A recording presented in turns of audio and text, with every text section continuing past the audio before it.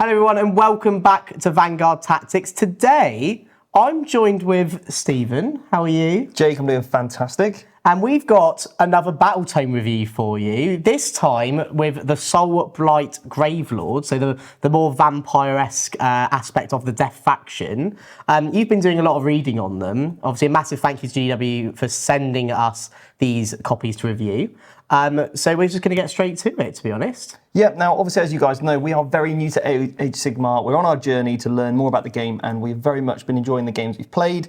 But yeah, if you are, a consistent AOS player, then let us know what you think of our review, whether we've got anything wrong, maybe you've got a different opinion to us. We just want to learn as we go through this, because anytime you pick up a game system, it can be quite overwhelming, quite complex, and we are relying on you guys at home to kind of back us up and help us where possible. And if you're a 40k player considering, playing Age of Sigmar, then you might be on the same wavelength as us, because we are going to be looking at this through what we think is a competitive. Like, if this rule was in 40k, would it be good? Yeah, and I think that's the biggest thing to note, right, is obviously we're using our knowledge of the Warhammer 40k game to bring it into Age of Sigmar, to hopefully bring a nice contrast for anybody who's looking to cross the sort of, level 2, get into this game. Yeah. Or equally as well, if you're just genuinely interested as an Age of Sigmar player to see our view on it and all that. But obviously, let us know in the comments what you think about that, and obviously if you do like what you're about to see. Yeah, and let's be honest, it's not like the games are completely dissimilar. You've still got objectives, you've got threat ranges, you've got combats, you've got fighting, you've got attack rolls. So a lot of it is very similar. So in terms of actually the mechanics, probably more similar than you might think. So Jake, where are we going to start with this? So I think it's best to start really with the first page of actual rules in this book, which is the obviously allegiance abilities, the battle traits, all that sort of thing. So obviously, very similar to all the Age of Sigmar books past and including obviously 40k, we do have an ability section. So something to note about this is that normally this section is very unique to the army in the aspect of there's quite a lot of it. Yeah. Which is normally in 40k it's not too much of it for the actual overarching army. It's more the sub-factions where you really get your flavour. Yeah. Whereas in AOS, we've found a lot of the time it is quite different. Yeah. So let's start with, obviously, the Endless Legions. Yeah. So how does this bit work, Steve? Okay, so we're going to come on to the bloodlines later, which are kind of like your sub-factions or your chapters. But there are 5 to choose from, those sub-factions, and they are called bloodlines. Nagash, who's in this book, can never gain a sub-faction keyword. But in terms of the Endless Legion, this is a really cool mechanic where what you can do is you can select one Soulblight Gravelord summable unit, okay, that's been destroyed. Yeah. And you add 1 to the result if it's your movement phase, because you can actually do this in any movement phase. Yeah. So I could do it in mine or I could do it in yours. Yeah, so again, terminology in 40k and AOS is very similar in that regard, where at the end of the movement phase is either players. Yeah.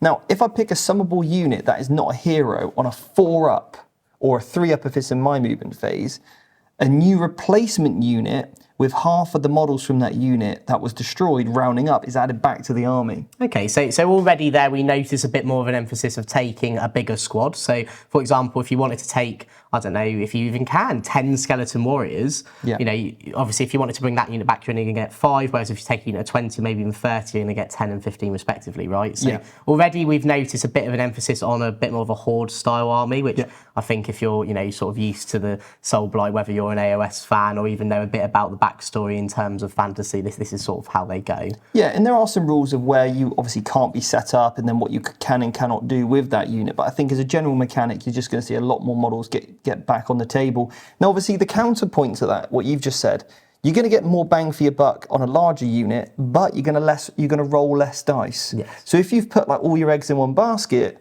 and you roll a 1 or a 2, then you're not getting any back. Yeah. Whereas if you've got two smaller units, yes, you'll get something back, but they're not going to be the same size, but you'll get more dice rolls to try to achieve it. Yeah, and something to also note here as well, if we go into the next paragraph of that rule, is actually you can do it on heroes. You can. But heroes get a slightly different way of doing it, where they're wholly set up within a 12 inches of another hero, but they only get like 3 wounds back. That's it, yeah.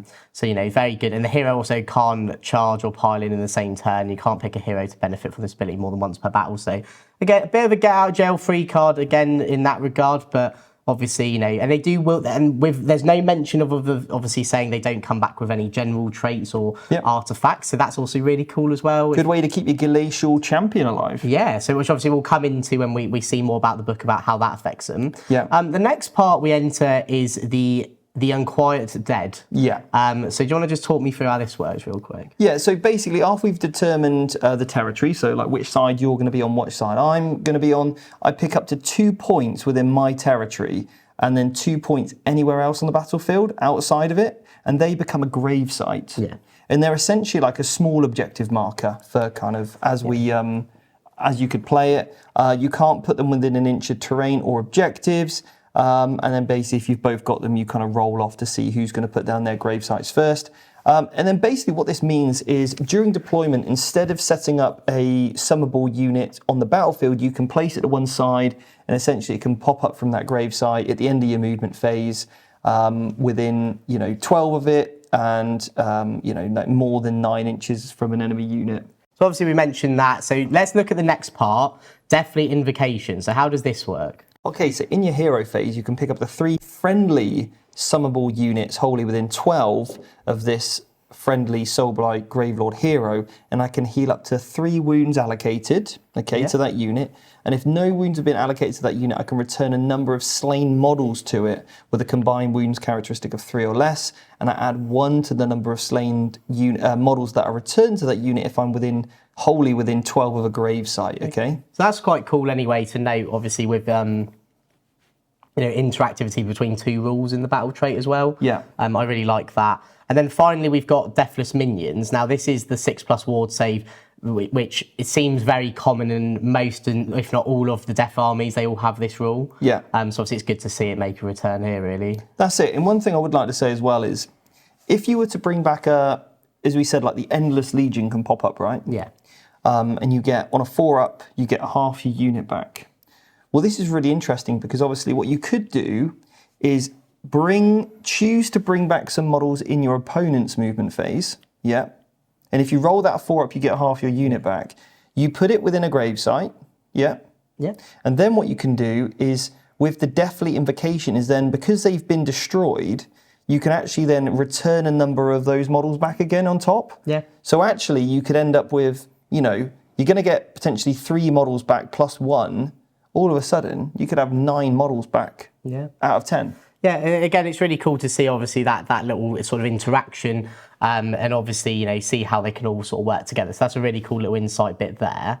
If we move next into just working in the book in order, it actually goes to the spells next. Yeah. But I think if we just keep on topic with the battle traits, if we go to the Legions of Blood. Yeah, because this book's slightly different, that the Legions, each of the battle traits have their own command abilities and their own command traits and their own artifacts of power, which is really unique to this army, because most other ones I've seen literally are just, here's a load of command traits, here's a load of artifacts, and then you've got your battle, your battle traits. Yeah. But these are so unique and they're really broken down. Yeah. It's really good to see as well, obviously, them have the uniqueness. Obviously, from all the books I've looked at least, obviously, there's no other book laid out like this. Yeah. Which is why, obviously, it was a bit surprised when we were having a look that the spells came next, but then it made a bit more sense when we then looked at the Legions. Yeah, because your spells, everybody gets access to, depending on, like whatever type of Legion you are. It's basically, if you're a vampire, you get one lot. Yeah. And if you're any other type of wizard, you get the other lot. Yeah, Death Mage and Wizard. And actually, there's some really good powers, so it might be good just to quickly touch on those here. Yeah. One of them is essentially, obviously there's a few here which can just do kind of mortal wounds to your opponent, which is okay. Like a kind of Witchfire attack, they're always all right. But here's my favourite Vampire Wizard one, okay? Goes off on a 7. Each enemy unit on the battlefield suffers 1 mortal wound. Okay? And if it's a modified casting roll of a 9+, okay? Yeah. After the effect of this spell has been resolved, you can immediately resolve the effect of this spell for a second time. So basically, every enemy unit is going to take 2 mortal wounds. Yeah. I quite like that. Yeah, it's very, very solid. That is, I think, a standout surely in the army. You know, because if you think you're going to be doing that potentially 5 times a game in one game, because there's no range on it, right? It doesn't matter. You can do 10 mortal wounds maximum to every unit on the battlefield. Big. Like over the course of the game, you know, it's going to be one or two a turn, but that's very good. Yeah, and you think like characters have got like 4 wounds, some of them. Yeah. Or even just, you know, if we enter a situation of, you know, it's really late in the game, he's just moved that unit that I know for a battle tactic or a grand strategy he needs to keep alive. It's only got 1 model left. Boom. See ya. So yeah, any ones from the other side just to sort of on the contrary to that? Because obviously these are the ones the Mortarks and the Death Mages can take. Yeah, there's 2 here. Yeah. And I think you kind of, it makes me think, right, I really do need some Death Mages and also Vampires, because I do want to definitely tap into both of these laws. One of them allows you to basically have the strike last effect on an enemy unit. Okay. That's really good. Very good, yeah. Yeah. And then we've also got another one here where basically I can subtract 1 from the wound rolls from melee weapons and subtract 1 from the damage characteristic as well. That's really good. Okay, yeah, that's really good. Obviously, again, something to know. Obviously, if you're someone watching from our 40k side, strike first when you charge isn't really a thing unless it says on your scroll it is. It is, you know, interactive combat by you go, I go system, starting with the player who goes first. Having strike last, then I think arguably is even more important in a game like this. Yeah, because you're not having as much of an overwhelming sort of, you know. There's also no like interrupt stratagem. No. So they're going straight to the bottom of that pile. But imagine, selecting an enemy unit, okay, within range of 18, and you go, right, you're -1 to wound, and you're -1 damage. That's massive. And if I roll over a 9, I can pick 2 enemy units. I like the theme of the 9+ thing just before we go any further, because I like that mechanic. It's very unique to them as well. I want to know. I'd really like to know if I could ever sit down and speak to them. Like, why was it a 9? Just out of interest, you know, little things like that. And then the last one. This 3rd power is great as well. Yeah. You kind of need all 3. I really do believe that. Basically, on a 6 or more, 18-inch range, I pick an enemy unit, and your -1 attack characteristics from the unit's melee weapons. So that's all your weapons, your -1 attack. Wow. Now, that's not to hit, that is literally attack characteristic, okay? But if I roll a 9, you're going to subtract 2 from your attacks. Wow. Now, let's be honest, a lot of those kind of cavalry, infantry units might have 2 to 3 attacks. If I'm taking you down to 1 attack, that's big. That's huge. Big. So obviously it'll be interesting to see as obviously we go through the book who really are the people that can have that, and if there are anybody who has access to all of them as well. Obviously Arcan's very similar in the Ossiarch Bone Reapers, where he has that as a rule. Yeah. Right, so now we go to the battle trait. So this is the Legions of Blood. Okay. So like we mentioned, obviously, so they are very unique. So, and there's a bit to unpack here. Yeah. So we're just going to walk through, we'll give you an overview, and obviously, Steve, I imagine if you did see any that you did like, you're going to be the first to sort of say, these are the ones I really like. Yeah, so the Legion of Blood, they basically get a battle trait which allows them to, this really affects heroes more than anything else, okay? So if an enemy, if a vampire hero is within 3 of enemy units, it becomes bloodthirsty. Okay. And while I'm within 3 of enemy units, I get +1 attack on my characteristics of melee weapons, so it's going to affect all my weapons. Nice, okay. That's good. If, however, I'm over 3 inches away, then I'm empowered and I get +1 to my casting and dispelling. Okay. So all those powers we've just spoke about, +1 to cast. Yeah. So that does obviously include, the sort of. Sadly, it wouldn't get to the 9+ because it's an unmodified thing, which is again very common in AOS. Yeah. But again, super powerful. Yeah, it hit the nail on the head there. And I also really like how, again, just because you're away from something, all the vampires and wizards, at least they get some sort of bonus, right? Yeah. Now, also with the Legion of Blood, this does make your Black Knights battle line. Okay. So if you want, loads of Black Knights, then you want to go for the Legion of Blood. Okay. And I remember playing this game, I think it was called to be like Dark Omen or something, Warhammer Omen. It's like a really, really old Warhammer fantasy game on PC. Is it like the Total War? Yeah, but much, much older. There was also a game called Age of Reckoning, which also was a version of that Warhammer did as well. And Black Knights were very prevalent in that. And it was like that. I remember this final mission was against the undead. Yeah. So I really want to sort of recreate that because this army used to give me nightmares. of how just devastating Graveguard used to be, Black Knights, and obviously Blood Knights now. So anyway, I do like this. And then their command ability, which is really cool. So this is their heroic action. Sorry, yeah. So then their double clap, yeah. And then their heroic action, these I really like. Pick one friendly Legion Blood Vampire hero. Until this turn, to the end of the turn, ward rolls cannot be made for wounds or mortal wounds caused by this hero. Okay, so obviously that's really strong. Obviously, like we spoke about, ward save is a very equivalent to a Feel no pain, damage prevention, whatever you want to call it in 40k. Yeah. But that's very powerful, especially. There's another one as well called Immortal Majesty. So pick one friendly Legions of Blood Vampire hero. Until the end of the turn, your opponent must spend 2 command points instead of 1 if they want to issue all-out defense and inspiring presence to enemy units within 12. Yeah. Now, we spoke about how important command points were when doing, speaking about AOS in general, because you don't get them as a start like they do in 40k. So that already sounds amazing. And both of those command abilities I use a lot when I've played. So obviously in their Legion of Blood, obviously they do have some command traits and some artifacts as well. Did you see any there you really liked? Or? Yeah, so this one's great. After deployment before first battle begins, you can pick one enemy hero and it's got the strike last effect on it. Mm-hmm. Okay. Wow, okay. Yeah, so while it's within, units, applies to a unit while it's within 3 of this general. So basically you get your general within that sort of range of that enemy and it's got the strike last effect. That's quite good, especially because a lot of these characters that you can get from this army can fly, so they can get within 3 of these certain particular characters. This is probably really useful on like your Vampire Lord, on a dragon. Yeah. Or, sort of something thereof. Any other, any artifacts you really liked, or any other sort of, the command abilities and stuff? Yeah, so basically, this one's quite good. The Cloak of Mist and Shadows, you can ignore modifiers, positive and negative, to save rolls for attacks that target the bearer. Nice. Well, that is also a old Warhammer Fantasy relic, Steve. That was in Warhammer. That was when I played. I used that all the time. Very good. But there's also another one. Oh.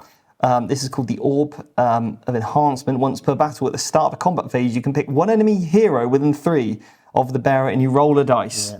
On a 3-up, that hero cannot be picked to fight this phase. Can you imagine, right? You go, you fly over to Archeon and you roll a 3 and you're like, wow. No, Archeon, you're not fighting this team. I think that, and I'm not even trying to over-exaggerate here, could be one of the best relics I've seen in this game so far. Because of, like you said, it's Archeon, it's a 3-up. Yeah, you've got a 66% chance of whiffing it. However, if you just believe in yourself and you get me to roll the dice for you, it will work. You've got a 33% chance of whiffing it. 66% chance of it working. Yeah. Right? If you're like you, Steve, and 1s and 2s are quite prevalent, I'll roll the dice for you. We can see how it goes. I appreciate that. All right, so that was the Legion of Blood. Now, one more thing with the Legion of Blood, okay? Yeah. Oh. You actually get a very particular character with Legion of Blood. Yes. Okay. So this is more of the backstory coming into effect. So the Mortarks are basically legions of their own right. So obviously Arkan commands the Ossiarch Bone Reapers, but in this book we have 2. Yes. The first being Neferata. Yeah, and she is the one that basically has the Legion of the Blood keyword. Okay. Now, I'm going to talk about her because I think it's important to talk about her now while we're obviously on about this whole thing. She gives some incredible ability. She's got a fantastic power, psychic power. I can pick, a friendly unit and visible within range, etc. And I can ignore negative modifiers to save rolls. Well, again, I'm not going to shake my head at that. That's very good, especially because it's negative. It's not like positive as well, which we've seen in a few armies. So I can go all out defense, get +1 to save, and then you can be -3 rendered and mana. Exactly. Amazing. Which is incredible. So then you can start having some, like maybe 2-up armor save units. Yeah. Ignoring any negatives. That's really, really good. She's also got the Dagger of the Jet, or Dagger of Jet. And basically, if any wounds are taken by a hero and they're not slain, on a 5-up, they die. Wow. Okay, so something obviously to note there when it comes to Neferata is obviously, the fact that it's the Avengorii, whatever the so it's called. 5 attacks, hits on a 3, wounds on a 3, -2, 1 damage. You get one of those damage through on a hero, 5 up, it's dead. Yeah, that's what I was about to say. So obviously, with a rule so powerful and having that, normally you would expect that to be on a 1 attack weapon type of thing. A 1 it hits and wounds. Oh, it's done. This is just. It does it with 5 attacks. So again, really powerful there. I mean, you've only got a 33% chance for it being successful, but if it comes off, it's massive. There's your 66% chance of whiffing it as there well. We go. So, okay, it gets better. Subtract 1 from hit rolls for attacks made with melee weapons that target friendly Legion of Blood units wholly within 12 of this unit. Well, that's pretty good. Yeah. So what we're saying is that. Is she a big reason to run Legion of Blood, would you say, if you were building your army? But it gets better, Jake. Because she's the more type of blood, you can redeploy 3 units. Which, of course, great. If you're part of the Legion of Blood, why wouldn't you be able to redeploy 3 units? So, again, that's really powerful.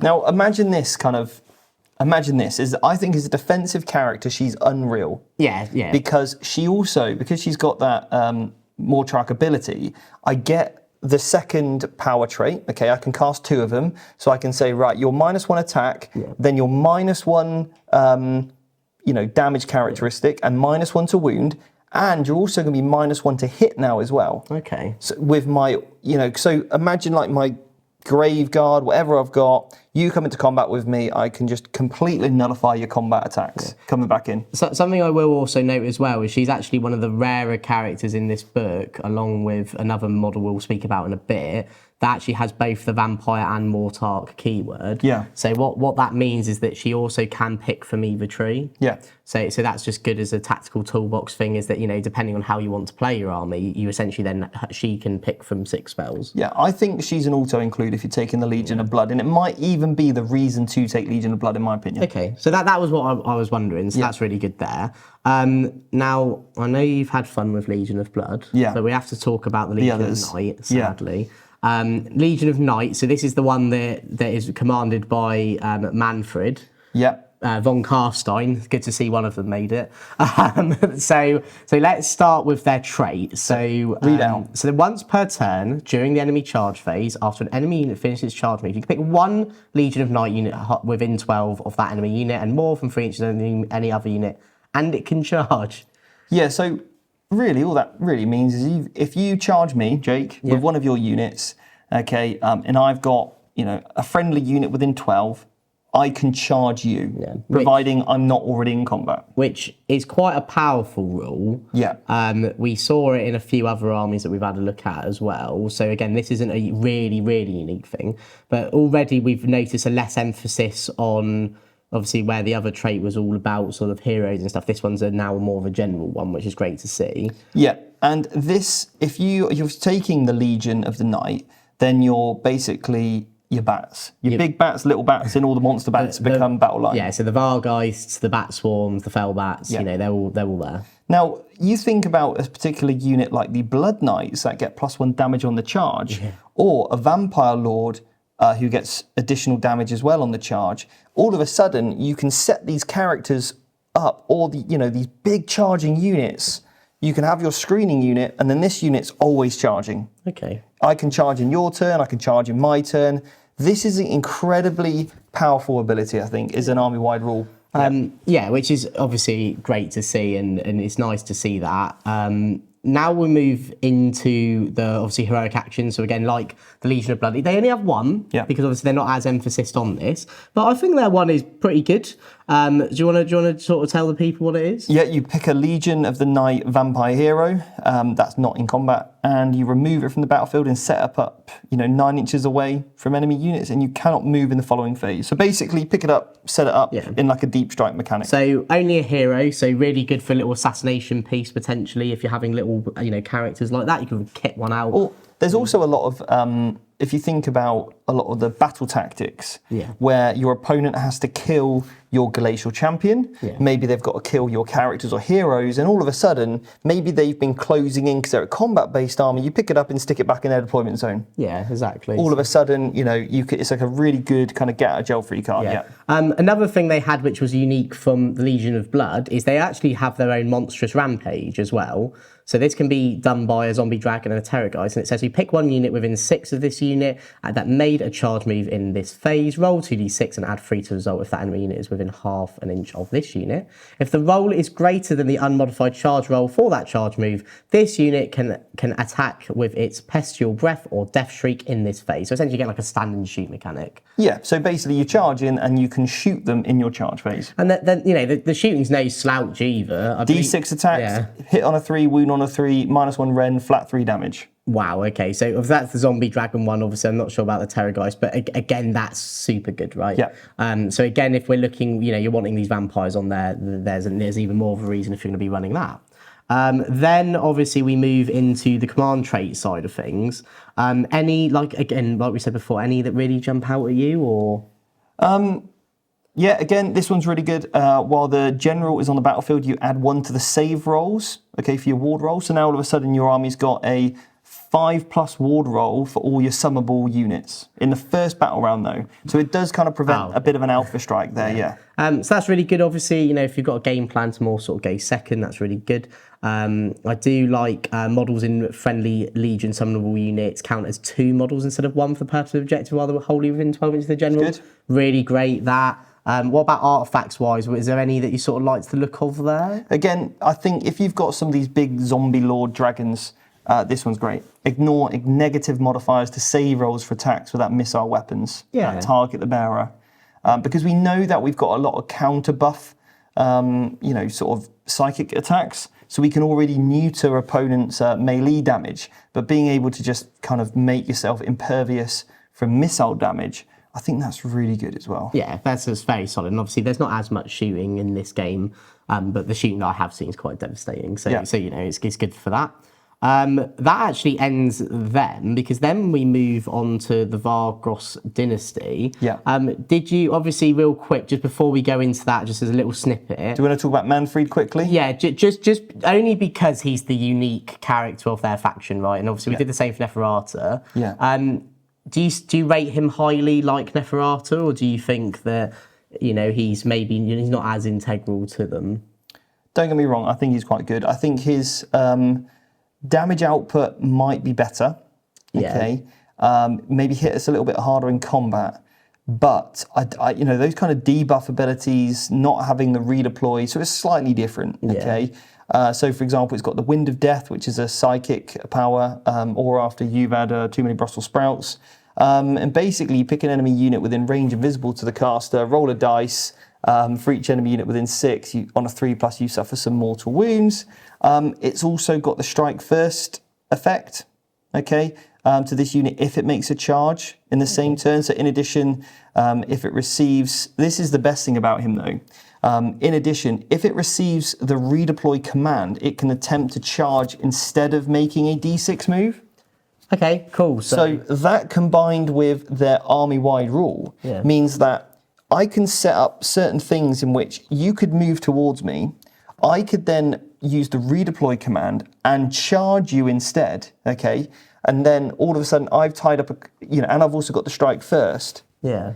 And then somewhere else you could make a charge, and then I could use my army-wide ability to then also charge you as well. So I think there's some really good kind of shenanigans you can do there, which I think is going to put your opponent at ill ease when they're kind of trying to make their combat charges against you. If you know you could get charged instead by Manfred, or obviously because of the Vyrkos Dynasty. Yeah, I do really like that. That is super useful. Another thing I did just before we move on that I did sort of notice with him is that he does have a rule to ignore the first wound or mortal wound he takes each phase. Good. Again, can easily be baited out if sort of you have the ability to do so, but if not, he's still negating some damage. That's really good. Yeah. Also, there are some really good things here in terms of you can give +1 attack to some of your summonable units. And all of these vampires have something called the hunger. And that means when they deal damage to your opponent, you can actually heal that many wounds back. So it's to a maximum of 6 on your big characters. Oh, good. But so if I do 6 damage, I get 6 wounds back. It's simple and easy, isn't it? Yeah. But that's really good. Obviously, Neferata has the same thing, being a vampire. And again, something to note, like we said about Neferata, we'll say about Manfred, it can also take from both spell trees, which is really good. So now we're going to move into the Vyrkos Dynasty. So their battle trait is a bit more unique. So how this one works, in the combat phase, after a friendly Vyrkos hero has fought for the first time in that phase, you can pick one friendly Vyrkos unit that has not fought in the combat phase that is within 3 inch enemy unit, hold within 12 of the hero, and it can fight. So we've noticed this rule in the new season we're currently in with the Galician champions that have a very similar rule to that. So essentially you get a double Galician champion type thing. I think that's pretty solid personally. And this is basically Radakar the Beast's army. So that is the person from the Cursed City. That's it. Yeah. So that's really cool seeing him represented in the game. Right, so the other things as well they've got, so obviously they have 2 heroic actions like the Legion of Blood. So the first one being pick one friendly Vyrkos vampire hero, then pick one friendly Vyrkos Deadwalker unit that's within 12, and you can add D3 models to this. It does just say this ability allows a friendly Deathwalker unit to be taken above its maximum size. So what that's really good for, obviously Deadwalkers are your zombies, equivalent. So let's say, you wanted to put, start of the game, haven't lost any. Here's 23 or 43 or however many. Put them back in. And then they've got the Kin of the Wolf. So pick one friendly Vyrkos vampire hero. If you do so, you can add one unit of 10 direwolves to your army. That unit must be set up wholly within 9 inches of the hero carrying out the heroic action and more than 9 from all enemy units. The direwolf unit cannot move in the following movement phase. You cannot carry out this heroic action more than once per battle. Pretty good, I think. Again, just to gain a unit and not bringing one back like we've seen in the battle trait is good. Dire Wolves, their battle line, they're 130 points. So just by taking this army, the Vyrkos Dynasty, you're basically playing with an extra 130 points up. Yeah, which I don't think anyone's ever going to complain about that, are you? No. I know, it's great to put more models on the table. Absolutely. That's not in your list. So then what we do is we go to the command traits. So any that stand out here for you, or are they just sort of, I personally think the... There's 2 here. There's 2 here that I really like. Okay, I can reroll charges within 9. Yeah, that's useful. Especially in Age of Sigmar, obviously, because of the way engagement works slightly differently. Yeah. So I really like that. Also, this next one. Friendly Deadwalker units wholly within 9 of this general can make a move up to 3. And this is the start of your hero phase. Yeah. So all of a sudden, if you've got your, maybe 2 bricks of Deadwalker units within, 9 inches of this, they're gaining an extra 3-inch move every single hero phase. Yeah, which again is really good. Obviously, Deadwalkers, like we said, zombies, there's a lot of, as we've already noticed, there's a lot of reliance on that type of thing. Yeah. So that's really cool. Any artifacts to note? Or I personally like the add one to war save rolls for friendly summonable units wholly within 9. It's all right, yeah. Again, that's great, especially it looks like from the theme of this army, we're going to be having a lot of zombies. Yeah. Which I'm not too opposed about. This one, though, is great. Probably the one I'd go for. If the bearer is on the battlefield, you can roll a dice. Each time your opponent spends a command point on a 4-up, you receive an extra command point. Cool. No cap either. So again, that's not like in 40k. That's in the match play section. That isn't in this game because normally there isn't abilities like this. So very, very powerful there. And on a 4-up, so 50-50. 50% of the time, I'm getting one. Yeah, I like that. Obviously, that's it to note with them. Obviously, they do have some unique characters as well in the form of obviously Radakast. But I don't know if his model looks amazing, but I don't know if he's really for us, is he? Let's have a look at him, shall we? Let's have a quick gander. So obviously you've got 2 versions of him. You've got the one in the Cursed City, and then you have... it's Radakar. Radakar, not Radakast. Yeah, so you got that wrong. Obviously you've got the foot version, then you have this better version, in my opinion, the better model, the Beast. Yeah. So is he any good? Let's have a look. So he can be accompanied by 2 Bloodborne, okay? Now, Bloodborne vampires, I actually really like, because they get a pre-game move, which I think is a really cool ability. Okay. But you can run in charge in the same turn with him. Okay. It's pretty good. In the combat phase, if you made a charge to add 1 to the attack's characteristics of melee weapons used by Vyrkos summonable units whilst they are wholly within 12. So hey everyone, have an extra attack. Very good. He's got the hunger, so he can start to heal his wounds again. I think it's good. If an unmodified hit roll for an attack made with his unit's Blood Slick Claws is a 6, you suffer 2 mortal wounds and the attack sequence ends. So that's a good way to get... He's -1 to hit and wound as well. Yep. Very good. Yeah, I really like him. I think he's really good. He's also got a ton of attacks. So he's got 6 attacks, freeze and freeze, -2, 2 damage, and then an additional 6 attacks, freeze and freeze, -1, 2 damage as well. It's good. That's 12 attacks with 2 damage each. It's very good. I don't know why they didn't just make it -2 Ren though, just to make it super easy when you're rolling it out, because then you could just roll 12 dice. You're hitting wounding on the same. Anyway. It's just probably because obviously they're the represent the vampires, right? Yeah, but yeah. Right. So you've also got one more thing. Okay. Okay, so it says this unit cannot retreat. However, at the end of any phase, if any wounds or mortal wounds were allocated to this unit in this phase, and this unit is more than 12 from enemy units, you can move up to D6. So if you shoot it and you don't kill him, it's just going to run at you D6 inches. Yeah. Obviously, we've seen that rule in the World Eaters Codex for 40k, so it's cool to see it here. Yeah. So obviously, next we're going to go into the Kastelai Dynasty. We had a bit of a debate on how it's pronounced. Obviously, let us know in the comments. I know they love doing that. Right.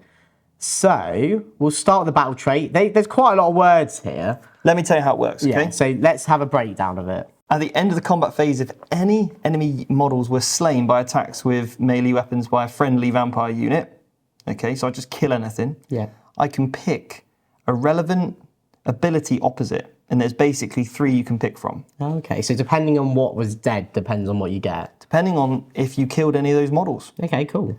And it doesn't mean you have to destroy the unit or anything, you just need to kill some models. Okay, cool. All right? So if the slain model was a hero or monster, all right, I add 1 to damage characteristics of that unit's melee weapons, excluding mounts, and I keep that until the end of the battle. Okay, that's very good, yeah. Now, I can't get 2 of the same ability, so I can't kill a hero, then another hero and get +2 damage. Yeah, or kill a hero, then a monster. Yeah. Or if you killed a hero monster, it's 1 ability, okay? Yeah. Now, basically, if I do 2 of these things at the same time, I have to pick which one I want. Okay, cool. At the end of that combat phase, but if I kill another unit in a different combat phase, I could gain a different ability. All right, so the next one is if I slay a model with wounds characteristic of 3 or more that was not a hero or monster, I can have an extra attack. Again, very solid, very solid. Yeah. And then finally, if a slain model has a wound characteristic of 2 or less, I'll get +1 move. It's okay. Nice, okay. Well, that sounds great anyway. Obviously, it did say vampire, so obviously that normally would imply heroes, but I believe there is a unit in this codex that actually is a unit of vampires, isn't it? Yes. Which I believe are the Blood Knights, I think. Because the Blood Knights also get the hunger, okay? Yes. And also to know on Blood Knights is that these also become battle line with this army. Okay, so already I think we found quite a big reason to have this army and with a lot of Blood Knights in tow. So obviously, like the rest of them, they've got a heroic ability, heroic action even. So this is pick 1 Kastelai vampire hero until the end of the turn at the end of each phase. If any wounds or mortal wounds were allocated to that hero in that phase and that hero was not slain, roll a dice for each enemy unit within 3 inches of that hero. On a 2+, that unit suffers D3 mortal wounds. Already that wow, I don't know what else to say really. That's pretty good. Yeah, if you know you've got like a vampire lord and you know they're going to come under attack, you stick this on it and all of a sudden your opponent's going to be thinking, do I really want to keep taking D3 mortal wounds? Probably not. Yeah, and also again to note having a model with a big base, so like the vampire zombie dragon obviously fits really well there. Obviously battle craze, this is the monstrous rampage. They, like the Legion of the Night, have their own one, and it is as simple as this. Add 1 to wound rolls for attacks made with melee weapons by this unit. Yeah. It's good. It's good, isn't it? Like really simple, good. innit? Simple and effective. Again, on that zombie dragon that's going to be doing a lot, or maybe even another mount, so anything like that. Command traits wise, again, Lots of words in this army, I noticed. There's a lot of words in these. Yeah. Talk me through any of these ones you really like. Obviously, for me, I do really like the Undead Blade Lord. So once per turn, if this general is on the battlefield, when a Kastelai Vampire unit gains an ability with the might of the Crimson Keep battle traits, so obviously what we saw above, that general has not already gained, this general gains the same ability. So pretty good. Pretty useful in it. He can just funnel, he or she, whoever, can just funnel in the power and then go, okay, well, I really like that. I don't have to go do the dirty work. Let's go. And also it's once per turn. Yeah, exactly. So you can actually gain all 3 pretty quickly, which I do really, really like. So you're just going to buff up your Vampire General to be an absolute beast. Yeah. And then send them in. So yeah, I think that's a really strong one. Yeah. Yeah. No, I agree with you. Obviously, any other ones or relics wise, anything you like there? So again, this is nice. The second one is called the Fragment of the Keep. Subtract 1 from wound rolls for attacks made with melee weapons by enemy units within 3 of the bearer. Okay. Very, very good. I've had a quick read of both of the other 2, and I think they're actually all solid. +3 to run in charge for the bearer is amazing on the zombie dragon. Yeah. And then obviously the other one is you can return slain models back once per battle round. Great, really great. I mean, adding 3 to charge rolls is really good. Yeah. Because obviously if there's any way to like teleport or redeploy or, come in from reserve or deep strike or something, that's really, really good. Because then obviously you're only needing a 6 on the dice if you're 9 inches away for that charge. So that's going to be quite powerful. Yeah, so obviously that's really good. Something to note about them real quick. I don't believe, do they have a unique? They do. So they do as well. Wow, okay. So yeah, this book is very unique. Do you know what it reminds me of? It reminds me a bit of Space Marine chapters in a way. Yeah. Everybody has their own character. Everybody's very unique. Yeah, or a bit like Eldar if you had each Phoenix Lord had their own this is what, if you take Dire Avengers. No, I really like that actually. So these guys get the Prince... Vordre, yeah. Vordre. Okay, and I mean, it is essentially a vampire lord on a dragon. Same kit, which is obviously really useful, obviously, for everybody who just wants to have a bit of multi-purpose out there with some fun with some magnets. Yeah. So he's got the Fist of Nagash. Once per turn, if this unit is on the battlefield, when a friendly vampire unit gains an ability with the Might of the Crimson Keep battle trait, you can pick one other friendly vampire unit within 24 that has not already gained that ability. It can basically gain it. So let's say one of my units kills a monster. Okay. I can go, hey guys, over there, you also have +1 damage. Yeah. Pretty good. Again, with a bit of a theme of this book that I'm noticing, these characters are very, in my opinion, very integral to how these legions are playing, which is awesome to see as well. They've also got a power here. Basically, on a 7, the caster has strike first effect, so basically get strike first. It's pretty good. Also, he's got terror. Enemy units cannot receive the inspiring presence command while they're within 3. It's got the hunger. It's got the blood lance charge. On the charge, it becomes -3 Ren damage 3 as well. So that's pretty good. Yeah. Nice. Yeah. Again, really solid character. Awesome model. Can't wait to obviously see him hopefully a bit more on the table. So we're going to move into the next trait. So the Avengorii Dynasty. Again, guys, in the comment section, do let me know if I've butchered any of the pronunciations of these, and I will take it on the chin, this one. So Cursed Abominations is their name of the battle trait. Once per turn at the start of the combat phase, you can pick one friendly, I'm just going to say monster, within 3 inches of any enemy unit. Until the end of the phase, use the top row on the damage table. So again, fight on top bracket. We're used to that in 40k. Yeah. Normally being a stratagem. As a trait, really good. Again, we may see a common theme here that maybe you want a few more monsters in this army. You will. So you will with this particular one. They're very monster-heavy themed. Yeah. To actually go with that as well, though, they don't actually have a heroic action. This is the first one we've seen that doesn't. Yeah. Instead, it has 2 monstrous rampages to make up for it. So the first one is that you can pick up to D3 different enemy models within 1 inch of this unit and roll a dice, roll it separately for each model. If the roll is greater than wound characteristic, they are slain. Now, something that's really, really important to note in Age of Sigmar is obviously coherency and morale. So how it works is very similar to 40k. If you leave coherency in the morale phase, you're out of coherency. You have to essentially pick up a unit to bring models to bring you back in. If you can, by doing this, you can pick up banners, champions, so they can't do command abilities as well. Pick up musicians. important weapons, you could pick up those models to take you out of coherency. Yeah. I think the possibilities are endless there. So already that's incredible. Good, yeah. And then obviously the next one, which I don't know if it may seem quite tame in comparison, is the Unstoppable Nightmare. And to the end of the following combat phase, the first time a different friendly Avengorii unit within 6 inches of this unit is destroyed, this unit can immediately fight after the last lane model is removed from play. So like a combat interrupt, but with a bit more of a price than command points, right? Yeah. Solid. I like this already. It's good. Then we move into the command traits. Any that take your fancy? Yeah, I mean, I really like this one. It's called Monstrous Might. Subtract 1 for wound rolls. For attacks made with melee weapons that target friendly monsters wholly within 12 of this general. I mean, who's not going to like that? Yeah. So any artifacts of power to note as well, obviously? There's only 3, and they're all once per game. Okay. Oh, right, okay. Cool. They're all once per game. The one I do like, though, at the start of the combat phase, you can say that basically you're using this collar, Gorvar's collar, and you get strike first. It's pretty good until the end of that phase. Amazing. It's not bad. Obviously, to note real quick, in the old command traits, there's also a way to make someone fight last. So, yeah, you could pair the 2. Yeah, really good there. And then that actually completes the legions.